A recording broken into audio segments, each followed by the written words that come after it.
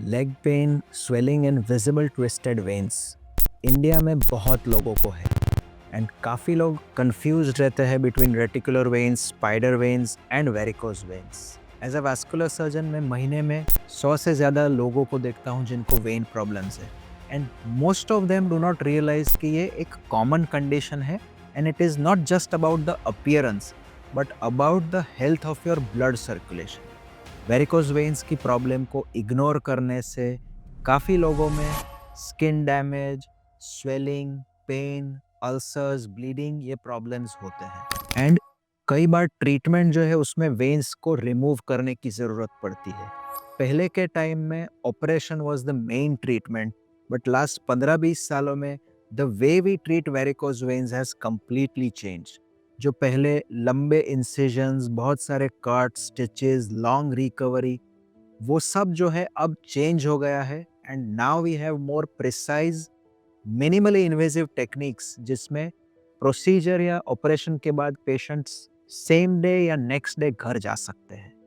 And आज की इस वीडियो में I will take you through a complete step by step guide to how varicose veins are diagnosed and treated. So अगर आपको varicose veins की problem है and you are planning to get your veins treated then this video will be very helpful to you. And अगर आपको मेरी online consultation भी लेनी है तो you can connect with my team on the numbers that I have given in the description. So सबसे पहला step है to understand what varicose veins are. See हमारे पैर की जो वेन्स है ये एक वन वे रोड की तरह है जिनका मेन वर्क है to carry blood from the leg to the heart and for this they have small but very efficient one directional valve जिनका काम है ब्लड को नीचे से ऊपर ले जाना बट वो उनको वापस आने से रोक सकते हैं। जब किसी को वाल्व की प्रॉब्लम है या वो वेन्स वीक हो जाती है तो ब्लड वहाँ कलेक्ट होके वापस आता है और वो ब्लड वहाँ वापस आके वेन को फुला देता है। जैसे जैसे टाइम बढ़ता है तो वेन्स के अंदर का ब्लड प्रेशर बढ़ाता है और वो वेन स्ट्रेच होके टॉर्चुअस हो जाती है, ज़्यादा बल्जिंग और विजिबल हो जाती है जिसको हम वेरिकोज वेन्स कहते हैं। इंडिया में बहुत लोगों को ये प्रॉब्लम है। It may be people who have to be standing for longer hours. काफ़ी लोगों में जिसमें प्रेगनेंसी या हार्मोनल चेंजेस की वजह से भी ये बहुत कॉमन प्रॉब्लम है। सिमिलरली कुछ लोगों को हेरिडिटरी होता है।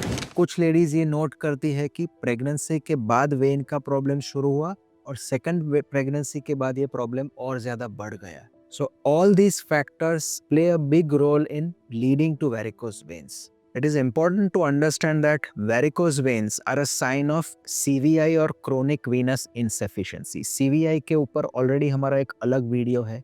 इसका मतलब है कि वेन सर्कुलेशन ठीक काम नहीं कर रहा है एंड इसकी वजह से विथ टाइम और प्रॉब्लम्स हो सकते हैं। The second step is recognising when to seek help. कई बार वेरिकोज वेन्स आपको खुद दिख जाएगी so you can diagnose it on your own but doctor के पास आपको कब जाना चाहिए? कई बार एज अ वास्कुलर सर्जन मैंने देखा है कि पेशेंट्स बहुत लेट स्टेज में आते हैं। उनको लगता है ये वेन्स दिख रहे हैं पर कोई प्रॉब्लम नहीं कर रही, so they were not worried about it. But कोई प्रॉब्लम होता है, ब्लीडिंग होता है, अल्सर होता है और तभी वो डॉक्टर के पास आते हैं। सो ये 4 ऐसे साइंस है, अगर आप नोटिस करते हैं तो you must go to a vascular specialist early. सबसे पहली चीज़ है, अगर आपने देखा कि आपकी वेन्स बड़ी हो रही है, ये वेन्स साइज में बढ़ रही है, अगर ये साइज में बढ़ रही है तो चांसेस ऑफ डेवलपिंग कॉम्प्लिकेशन आपके बढ़ जाएंगे। So you should consider getting the veins treated before complication start. The second problem is अगर आपको स्किन में चेंजेस मिलते हैं। सो स्किन अगर आपकी डार्क हो गई है, इचिंग है या पैर में बहुत ज़्यादा स्वेलिंग के साथ स्किन बहुत पतली हो गई है, इसका मतलब है कि वेन के प्रॉब्लम की वजह से स्किन में इरिवर्सिबल चेंजेस आने लगे हैं। So that is another sign where you should consider कि वेन्स को ट्रीट किया जाए। द थर्ड फैक्टर इज अगर आपको पैर में अल्सर या जख्म है। कई बार ये अल्सर नॉर्मल चोट लगने से हो सकता है, खुजली करने से, या अपने आप भी अल्सर डेवलप हो सकता है। सो अगर आपको अल्सर है, consult a vascular specialist. And the fourth important point is if you have sudden bleeding from a vein. ये कई बार लोगों ने देखा है कि हॉट वाटर से बाथ लिया और जैसे ही नैपकिन या टॉवेल रब किया अचानक से एक वेन बर्स्ट होके ब्लीडिंग होती है। सो ये 4 फैक्टर्स ऐसे हैं जिसमें आपको वैस्कुलर स्पेशलिस्ट को जल्दी मिल के आगे के स्टेप्स डिसाइड करने चाहिए। So coming to the third step which is the consultation with a vascular specialist. See बहुत सारे डॉक्टर्स वेरिकोज वेन्स ट्रीट करते हैं but vascular specialists are the one जो वेन्स और वैस्कुलर प्रॉब्लम्स के लिए ही एक्सपर्ट बने हैं। So the first step for you when you meet a vascular surgeon is to discuss कि आपकी सिम्टम्स, आपकी मेडिकल हिस्ट्री और आपकी प्रॉब्लम जो है वो कौन से लेवल या कौन से स्टेज तक है। हम एज डॉक्टर्स देखेंगे कि आपकी वेन की कंडीशन कैसी है, स्वेलिंग है कि नहीं, स्किन चेंजेस है कि नहीं, कोई और प्रॉब्लम के साइंस डेवलप हो रही है नहीं। We often use a system जिसको हम CEAP क्लासिफिकेशन कहते हैं, जिससे हमें मालूम पड़ता है कि आपकी प्रॉब्लम की सिवियरिटी कौन सी है। So it can be mild, moderate to an advanced level also. और ये करने से हम आपके लिए ट्रीटमेंट की ऑप्शंस जो है वो डिसाइड करने के लिए हेल्प कर सकते हैं। One thing which I always tell to my patients, treatment is not just about surgery और इंटरवेंशन। मेनी टाइम्स एंड मेरे में मैं कह सकता हूँ कि 70% of the times we will still advise you with only lifestyle changes. Please don't be in a hurry to get your veins treated unless it is an emergency like bleeding. Varicose veins बहुत slowly progressive problem है, इतना फटाफट से बढ़ने वाला problem नहीं है। Coming to the step 4 which is getting a color doppler और duplex ultrasound, ये varicose veins के लिए बहुत ही essential and important टेस्ट है। सो ये कलर डॉपलर एक नॉर्मल सोनोग्राफी टेस्ट है जिसमें कलर की वजह से हम वेन्स के अंदर का ब्लड फ्लो डिटेक्ट कर सकते हैं। कोई वाल्व लीक करके ब्लड फ्लो उल्टा आ रहा है या रिवर्स फ्लो आ रहा है कि नहीं, ये डिटेक्ट कर सकते हैं। साथ साथ हमें ये भी मालूम पड़ेगा कि ये सारी वेरिकोज वेन्स का स्टार्टिंग पॉइंट क्या है। एंड एडिशनली डीप वेन्स के अंदर कोई ब्लड क्लॉट या प्रॉब्लम नहीं है। सो एक अच्छे कलर डॉपलर में ये सारे पॉइंट्स हम डिटेक्ट करते हैं। इससे हम ट्रीटमेंट के लिए प्लानिंग अच्छी तरह कर सकते हैं। सो आइडियली वेरिकोज वेन्स की ट्रीटमेंट के थोड़े ही टाइम पहले किया गया डॉपलर बेस्ट है। और अगर आप वेरिकोज वेन्स की ट्रीटमेंट तुरंत नहीं प्लान कर रहे हो तो डॉपलर तुरंत कराने की ज़रूरत नहीं है। Get a Doppler test done when you are okay to get the treatment done. ये डॉपलर टेस्ट सिंपल है, कोई इन्वेजिव टेस्ट नहीं है, सोनोग्राफी जैसा है, बट इसकी मदद से ट्रीटमेंट भी हम कर सकते हैं। क्योंकि बाकी का जो ट्रीटमेंट मेथड्स के बारे में आपको बताऊंगा वहाँ भी सोनोग्राफी या कलर डॉपलर का बहुत इंपॉर्टेंस है। Now coming to the step 5 which is conservative management. जैसे मैंने पहले बताया, more than 70% of people with varicose vein problem will not need any procedure or treatment immediately। जिनको माइल्ड फॉर्म है या जिनको अभी ट्रीटमेंट के लिए मेंटली तैयार नहीं है, उनके लिए कंजर्वेटिव ट्रीटमेंट ज़रूरी है to control their symptoms and slow the progression. क्योंकि वेरिकोज वेन्स को अगर आप कंट्रोल भी कर लो तो हो सकता है आप कुछ सालों तक वेन्स की सर्जरी को डिले भी कर सकते हैं। एंड कंजर्वेटिव ट्रीटमेंट में सबसे इम्पॉर्टेंट है using proper medical grade graduated compression stockings through out the day. Stockings के अलावा भी लाइफस्टाइल मेजर्स, वॉकिंग, एक्सरसाइज, काफ रेजेस, साथ में आप जब सो जाए तब पैर को ऊपर रखना, ये सारे लाइफस्टाइल मेजर्स मैंने एक अलग वीडियो में बताए हैं।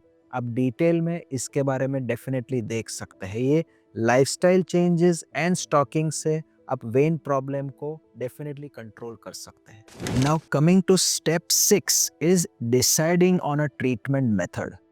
अगर आपको वेन का प्रॉब्लम थोड़ा एडवांस स्टेज में है या आप डिसाइड कर रहे हैं कि अब मुझे वेन्स को फिक्स करना है, अब मुझे वेन्स को ट्रीट करवाना है, तो then vascular specialists will help you decide कि आपके लिए कौन सा ट्रीटमेंट बेटर है। Remember, there is no one method which is considered the best. As vascular specialist we will discuss different minimally invasive methods. Ultimately treatment का aim है कि जो खराब नस है, जो फॉल्टी वेन है, उसको बंद करना है। ताकि ब्लड फ्लो डाइवर्ट होके हेल्दियर वेन्स से वापस जा सकता है। इन मिनिमली इन्वेजिव मेथड्स में से सबसे कॉमन जो मेथड हम यूज़ करते हैं दैट इज़ एंडोविनस लेज़र एब्लेशन। ये एक ऐसी प्रोसीजर है जो बिना कोई कट्स के की जाती है। सिंपल नीडल से हम वेन के अंदर पंक्चर करके नीडल के अंदर वायर और फिर लेज़र फाइबर डाल के लेसर की गर्मी से वेन को जला के बंद कर देते हैं। सो ये खराब वेन को हम सील कर देते हैं। लेज़र की तरह ही the other method which is now also being used is VenaSeal और ग्लू ट्रीटमेंट। इसमें गर्मी नहीं देते हैं but specialised medical grade glue से वेन को अंदर से सील करके बंद करते हैं। सो वीना सील और लेज़र आर मेथड्स जिससे हम बड़ी और लंबी वेन को ट्रीट कर सकते हैं। इसके साथ साथ जो वेन्स के गुच्छे हैं जो बहुत ही ज़्यादा टॉर्चुअस है या बड़े हैं जिसमें ना लेज़र ना ग्लू काम में आएगा, उनको हम ट्रीट करते हैं बाय डूइंग आइदर स्क्लेरोथेरेपी जिसमें इंजेक्शन देके एक स्पेशल केमिकल डाल के वो वेन को हम बंद करते हैं, या फिर हम माइनर सर्जरी करते हैं जिसको हुक फ्लेबेक्टोमी कहते हैं, जहाँ पर हम छोटा कट लगा के एक स्पेशल हुक की मदद से वो वेन्स को हम निकाल लेते हैं। So these are 4 of the most common treatment methods that we use and most of the times we use a combination of treatment. So जैसे मैंने पहले आपको बताया there is no one treatment which is the best, combination of methods is used depending on the size of the veins. Now coming to step 7 जो है actual treatment, ये treatment हम करते कैसे है। We have another video जिसमें हमने पूरे एंडोविनस लेज़र के टेक्निक के बारे में बताया है and most of the times it can be done under a simple nerve block और local anesthesia. इसमें कोई कट्स या स्टिचेस की ज़रूरत नहीं है, बट लेज़र जहाँ हीट जनरेट करता है वहाँ लेज़र के आजू बाजू या लेज़र वेन के आजू बाजू हम वहाँ एक इंजेक्शन देते हैं जिससे वो वेन को हम कंप्रेस कर सके और वो लेज़र की हीट बाकी के स्किन को डैमेज नहीं करे। जब हम ग्लू से ट्रीटमेंट करते हैं तो सिर्फ लोकल एनेस्थीसिया में भी ये प्रोसीजर हो सकता है। यूजुअली ये प्रोसीजर का टाइम 30 to 45 मिनट्स है and most of the people can walk the same day and कई बार साथ में अगर हमने हुक फ्लेबेक्टोमी या स्क्लेरोथेरेपी की है तो we allow walking the very next day. After the surgery immediately आप नेक्स्ट डे घर जाके आपका नॉर्मल रूटीन कर सकते हैं एंड एक वीक का थोड़ा सा रेस्ट लेके आप आपका नॉर्मल सारे ही काम कर सकते हैं। सो इस प्रोसीजर की रिकवरी भी फास्ट है, the risk of complication is also very very low. Treatment के बाद हम स्पेशलाइज्ड बैंडेजेस या कंप्रेशन बैंडेजेस या स्टॉकिंग्स भी रिकमेंड करते हैं जिससे वो वेन्स को हम दबा के रख सके और वो वेन्स अच्छी तरह अंदर बंद रहे। ये बैंडेजेस चेंज करना और वो सब आपके डॉक्टर्स और डॉक्टर टीम आपको एडवाइस करेगी आफ्टर द ट्रीटमेंट। अब आते हैं about step 8 which is after care, मतलब प्रोसीजर आपका हो गया उसके बाद आपको क्या क्या केयर लेनी है। सो बहुत सारे स्टेप्स है जिसके बारे में आपके डॉक्टर्स या डॉक्टर टीम आपको बताएंगे and after care may be different for different doctors. So please make sure कि अगर आप प्रोसीजर कोई और वास्कुलर स्पेशलिस्ट के पास करा रहे हैं मेक श्योर आप सारे स्टेप्स को समझ भी लें और फॉलो भी करें। सबसे इम्पॉर्टेंट जो है उसमें रेगुलर आइस एप्लीकेशन के बारे में हम बहुत बताते हैं सबको। Second important step is to wear stockings at least for 3 months जिसकी वजह से आप रिजल्ट ज़्यादा बेटर पा सकते हैं। मेडिसिन्स का रोल माइनर है और वो यूजुअली शुरुआत के 7 to 10 डेज़ के लिए ही ज़रूरत पड़ती है। कुछ लोगों में जिनमें वेन्स बहुत ज़्यादा है देयर वी एडवाइस कि 1 महीने के एंड पे वापस डॉपलर कर ले कि कोई रेसिडुअल अगर वेन्स है तो उनको वापस से स्क्लेरोथेरेपी किया जा सके। And coming to step 9 which is prevention of recurrence. आपकी ट्रीटमेंट हो गई, आपका इनिशियल आफ्टर केयर हो गया and you have recovered from it, तो लॉन्ग टर्म में आप क्या क्या चीज़ें करेंगे जिससे आपकी वेरिकोज वेन्स वापस आने की पॉसिबिलिटी कम रहेगी। सबसे important step would be to stay active, keep your calf muscles working well, उनको एक्सरसाइज अच्छे कीजिए, आपका वेट कंट्रोल कीजिए, आपका स्टैंडिंग कंट्रोल कीजिए एंड अगर आपको स्टैंडिंग या सिटिंग ज़्यादा टाइम के लिए ज़रूरत पड़ेगी वी विल ऑलवेज एडवाइस कि आप स्टॉकिंग्स भी रेगुलर पहन के रखिए। और अगर आपको ये समझना है कि वेरिकोज वेन्स की ट्रीटमेंट के बाद वेरिकोज वेन्स वापस क्यों आती है, तो ये सारे इंपॉर्टेंट फैक्ट्स मैंने इस वीडियो में बताए हैं।